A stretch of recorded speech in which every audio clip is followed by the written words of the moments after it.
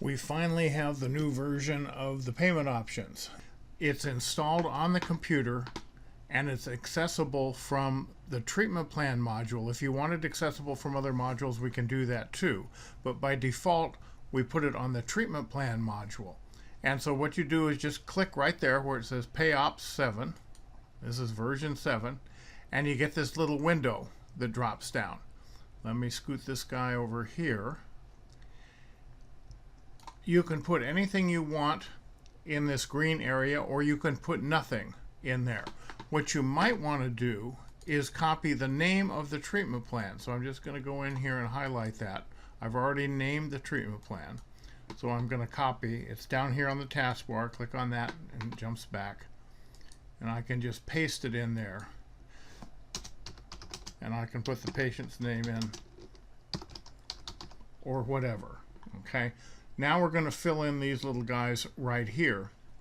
Let me close this.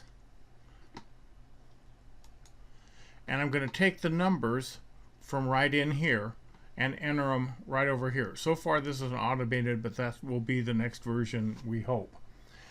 So I'm going to put in here 5061. Now in this case, this is a membership plan, and so we have a discount. And we're going to put the discount right down here at $12.64. Okay. These things are sticky, meaning whatever you entered in there last time will still be there. So if you have some default things you want to leave in here, you can. If you want to change them each time, you can do that too.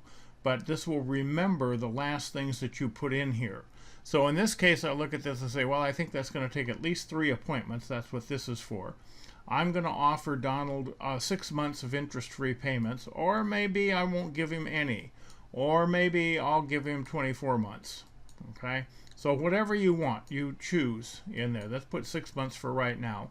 I'm going to say the senior citizen discount is going to be 10%, just so you see how this works, and that the prepayment discount is also 10%. And I'm going to say I want to show the extended payment plans. So everything's going to show up on this except insurance, because there's no insurance in there. So I've entered all these things from right over here, same numbers, and I just go to report, and this guy pops up. Okay, so this did all the math for you and put everything in there. It shows all the different discounts and so forth. You say, you know what, I don't think I want to do the 6-month interest free. That's okay. Let's close this guy. Let's go back here and we'll just take this out. We'll make this 0. And then we'll go look at the report again. And it took that out and it didn't leave a hole in there. Our last version left a hole where that used to be, and this closed up the spaces and makes it look nice and neat. So that's how that works. Pretty straightforward. One other thing.